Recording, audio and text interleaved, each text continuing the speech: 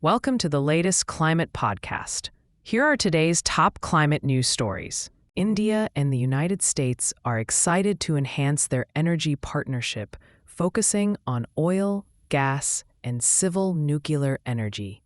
At the Indo-American Chamber of Commerce's Energy Summit, U.S. Embassy Principal Commercial Officer Xiaobing Feng emphasized the shared energy goals of both nations, which are vital for economic growth and innovation. U.S. President Donald Trump and Indian Prime Minister Narendra Modi reaffirmed their commitment to this strong bilateral relationship, highlighting their roles as key players in local energy markets. With a focus on deregulation, the Trump administration aims to boost American leadership in the global energy sector. In Bihar, India, Chief Minister Nitish has announced an exciting new initiative called the Bihar Industrial Investment Promotion Package 2025. This policy aims to attract investors by offering free land and interest subvention of up to 40 crore rupees, boosting industrial growth and creating approximately 1 crore jobs over the next 5 years. Investors can receive up to 10 acres of free land for significant investments and will benefit from various financial incentives, including tax reimbursements and support for skill development and renewable energy. This initiative is set to empower the youth and strengthen Bihar's economy as elections approach. In Pakistan, Federal Minister for Climate Change Dr. Musadik and Karachi Mayor Murtaza Wahab are actively working to improve the city's environmental challenges. They recently visited the TP3 wastewater treatment plant and KWSC pumping station to review projects focused on treating wastewater for industrial use. During their meeting, they discussed innovative strategies for better wastewater management and plastic waste treatment. Dr. Malik emphasized the need for sustainable solutions to enhance urban resilience and promote a circular economy. He also assured support for Karachi's environmental sustainability through coordinated efforts with the Ministry of Maritime Affairs. India is making strides in green technology, with Prime Minister Narendra Modi launching Maruti Suzuki's first electric vehicle, the e-Vitara, in Hansalpur, Gujarat. This innovative car, designed for global markets, will be exported to over 100 countries, including Japan. Additionally, a new lithium-ion battery manufacturing facility was inaugurated, enhancing production for electric and hybrid vehicles. Suzuki also announced a significant investment of 70,000 crore rupees in India over the next 5 to 6 years to boost production and introduce new models. This marks an exciting chapter for India as it aims to become a leader in sustainable mobility. India is taking a significant step towards renewable energy with NTPC REL opening bidding for a 300-megawatt solar project in Rajasthan. This exciting initiative will be located near the NTPC Anta natural gas-fired power station in Baran district. The successful bidder will handle land acquisition and oversee the design, engineering, and installation of the solar project, including the necessary power evacuation system. Additionally, they will maintain the solar plant for 3 years after it starts operating. The bidding process will close on August 30th, marking a positive move towards sustainable energy in the country. South Korea is making exciting strides in U.S. investments, pledging $150 billion at a recent summit with U.S. President Donald Trump and South Korean President Lee Jae-myung. This investment will enhance sectors like artificial intelligence, biotechnology, and nuclear power. Notably, Hyundai Motor Group plans to increase its U.S. investment to $26 billion. Additionally, South Korea is collaborating with U.S. partners on shipbuilding and nuclear energy projects, including agreements for liquefied natural gas imports, a non-binding deal for a $350 billion fund aims to support strategic industries, showcasing a strong commitment to innovation and cooperation between the two nations. India is making exciting strides in renewable energy, targeting 500 gigawatts by 2030. To tackle challenges like solar and wind variability, the country is focusing on lithium-ion batteries and energy storage systems, which are crucial for stabilizing energy supply. With the demand for energy storage expected to reach 160 gigawatt-hours by 2030, India is set to enhance its role in the global market. Supportive policies and private investments in large-scale battery factories are driving innovation. By effectively integrating storage solutions, India can ensure its renewable energy ambitions are both reliable and economically viable, paving the way for a cleaner future. In the United States, investments in renewable energy projects dropped significantly this year due to changes in government policies. According to a report from Bloomberg NEF, investments decreased by $20.5 billion, or 36%, in the first half of the year compared to the previous 6 months.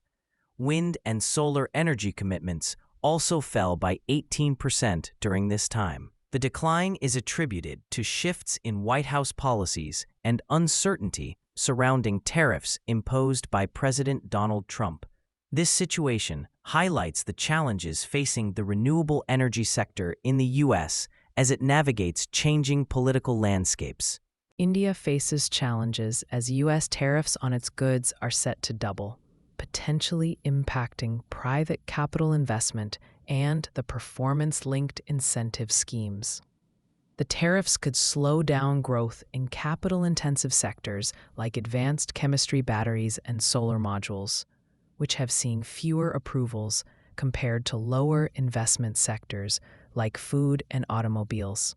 However, experts believe that India can mitigate these impacts through tax reforms and business improvements.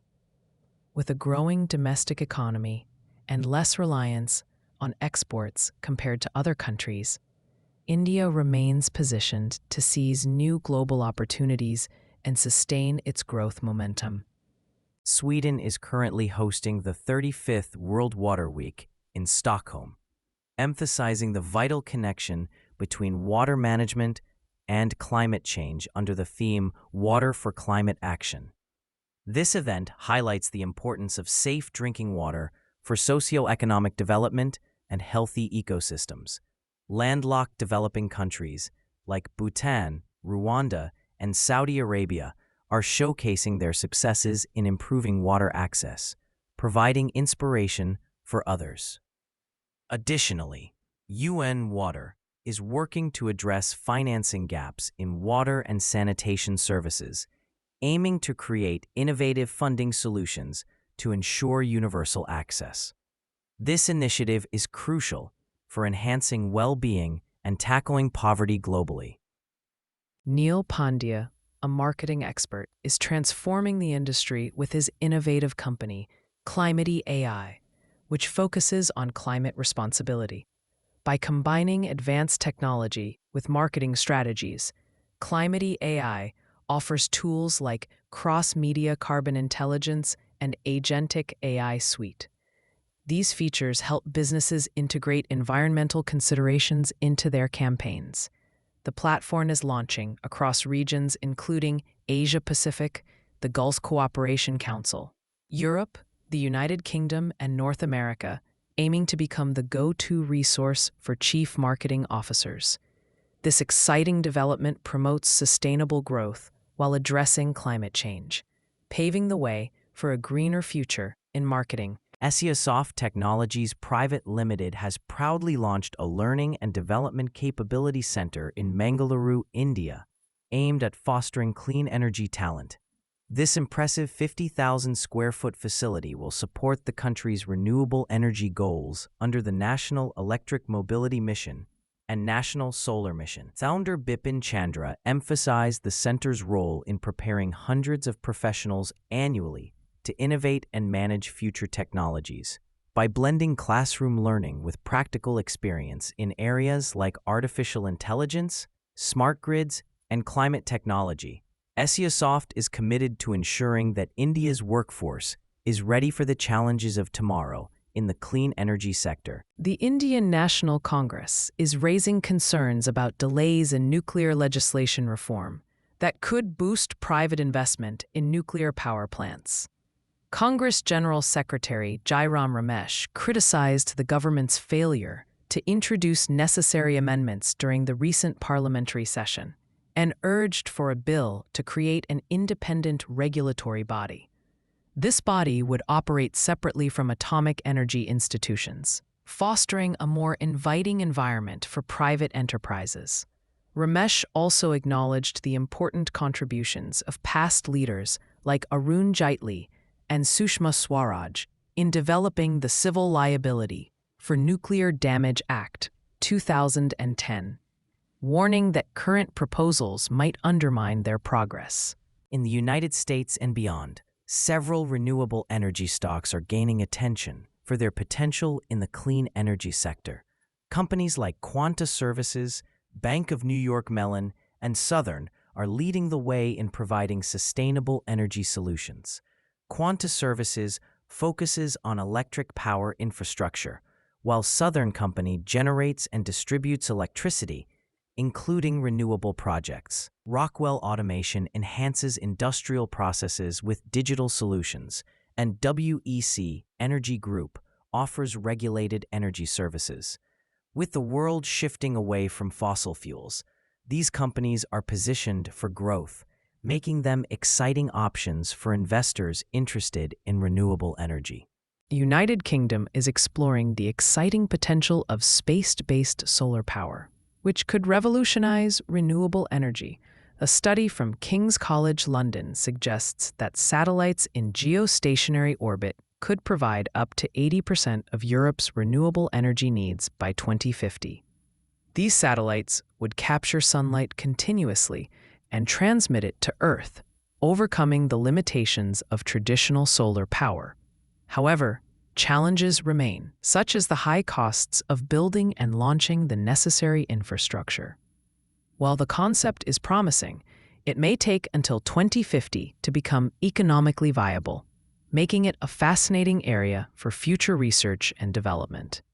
Fortescue Metals, one of Australia's leading iron ore companies, reported a net profit of $3.4 billion for the 2025 financial year, a decline from the previous year due to lower iron ore prices. Despite this, the company is committed to investing in renewable energy, particularly green iron, which can significantly reduce emissions in steelmaking.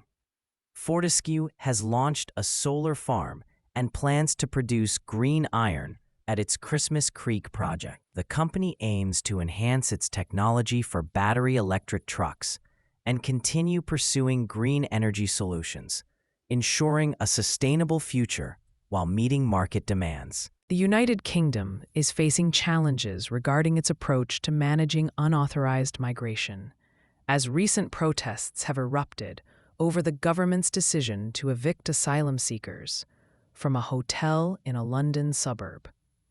This move aims to cut costs by relocating individuals to larger facilities, but it has sparked angry confrontations between supporters and opponents of migrants. A situation reflects the ongoing struggle of the UK government to balance the need for effective immigration control with the responsibility to provide shelter for those seeking refuge. The political pressure continues to grow as tensions rise in society. In Australia, opposition leader Susan Ley has downplayed tensions within the coalition regarding its climate change stance after a lively party room meeting. The Liberal National Party recently decided to abandon its net zero by 2050 target.